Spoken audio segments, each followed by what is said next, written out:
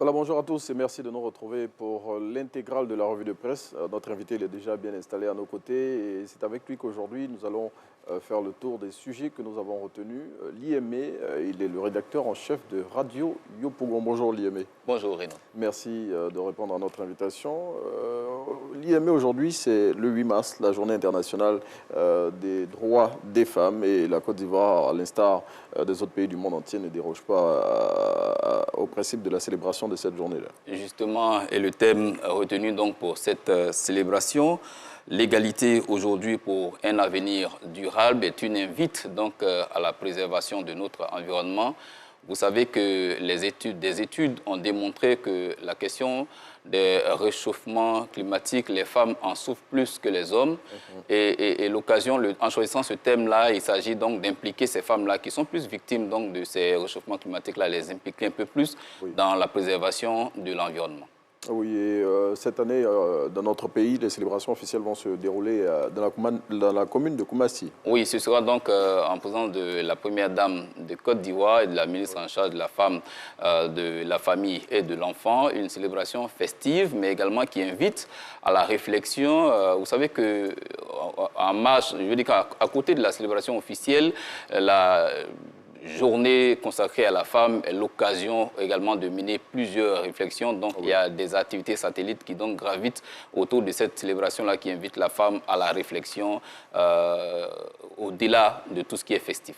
Oui, et pour parler du côté festif, hein, le pagne plutôt de cette année est sorti et ce pagne-là, il est arboré fièrement par toutes les femmes ivoiriennes. Et puis, à l'occasion de la célébration du 8 mars, un confrère, le patriote, a profité de l'occasion, bien évidemment, pour mettre en avant le chemin parcouru au niveau de la gente féminine pour mieux s'affirmer dans la société.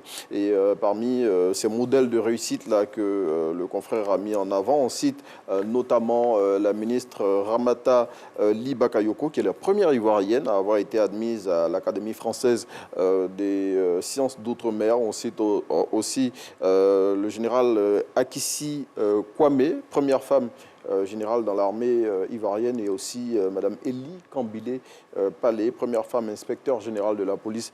Tous ces modèles-là pour voilà, booster les femmes. Et justement, Renaud, ces modèles que tu évoques ont vu donc leur éclosion dans un environnement précis. Oui. Derrière, c'est toute une politique de l'État de Côte d'Ivoire qui fait en sorte que la femme puisse s'exprimer, qu'au même titre que l'homme, elle ait également les chances de s'affirmer dans la société. Des avancées, il y en a dans notre pays en ce qui concerne les droits de la femme, notamment la construction des lycées exclusivement consacrés à la femme, l'intégration des femmes aujourd'hui, d'abord depuis 2014, à l'école de la gendarmerie, l'ouverture de l'école préparatoire technique de Bingerville aux jeunes filles également. Ce sont des avancées majeures qu'il convient de souligner donc dans la marche de la femme ivoirienne vers son autonomisation, mais également le respect de ses droits. On peut également citer des batailles qui ont été menées et qui concourent également à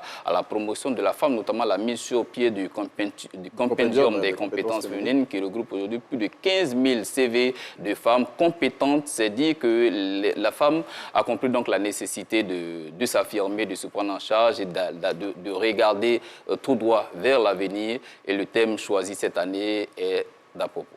En tout cas, on souhaite bonne célébration à toutes les femmes de Côte d'Ivoire et à travers elles à toutes celles du monde entier. On parle d'un autre sujet, malheureusement, qui défraie la chronique depuis près d'une semaine.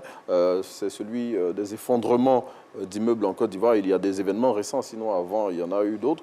La semaine dernière, à Trècheville, on déplorait déjà des victimes dans un effondrement d'immeubles. Et hier, un autre immeuble s'est effondré ici dans la commune de Cocody. Ces drames sont à déplorer. Nous sommes dans un pays avec des institutions et avec des cadres, des compétences, mais constater qu'à répétition, des immeubles s'effondrent de cette façon, ça fait vraiment réfléchir. Vous savez, la maison, c'est le lieu de repos. Lorsque vous avez couru toute la journée, vous vous retrouvez chez vous à la maison, c'est pour trouver du repos. Mais quand on va à la maison pour trouver la mort, ça donne vraiment froid dans le dos. Et ce qui se passait hier dans la commune de Cocody, à Angué, pour être plus précis, est vraiment dommage. C'est vraiment dommage pour toutes ces populations ivoiriennes, mais on a vraiment mal. On a vraiment mal de savoir que de telles situations se reproduisent en Côte d'Ivoire. Je pense qu'il c'est toute la chaîne de responsabilité qui doit être auditée. Voilà. Et en tout cas, le Premier ministre l'a dit, hein, des sanctions seront prises pour tous ceux qui devaient jouer un rôle essentiel et qui ne l'ont pas fait. Donc, le Premier ministre l'a dit après la visite qu'il a effectuée sur les lieux. Construire un immeuble, c'est plusieurs étapes.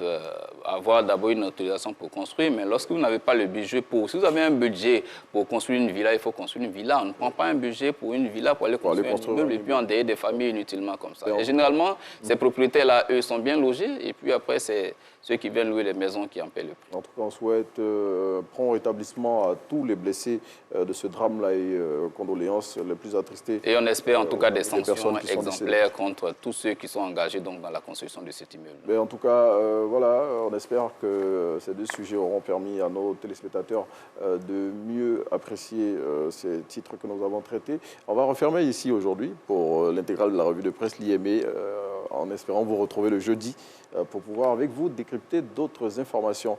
Anjoal, on vous passe là. Renaud, c'est allé vite, hein? Oui. Bah oui. En tout cas, merci. Aujourd'hui, on n'avait que 2 titres. Comment? On n'avait que 2 titres. Ah, OK. Voilà. En tout cas, merci beaucoup pour tous ces sujets, surtout le dernier.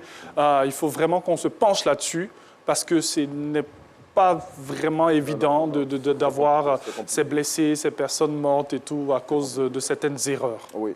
Merci beaucoup. Négligence, erreur et surtout complaisance aussi. Oui, oui. Merci beaucoup à Renaud donc pour toutes ces informations. C'était la revue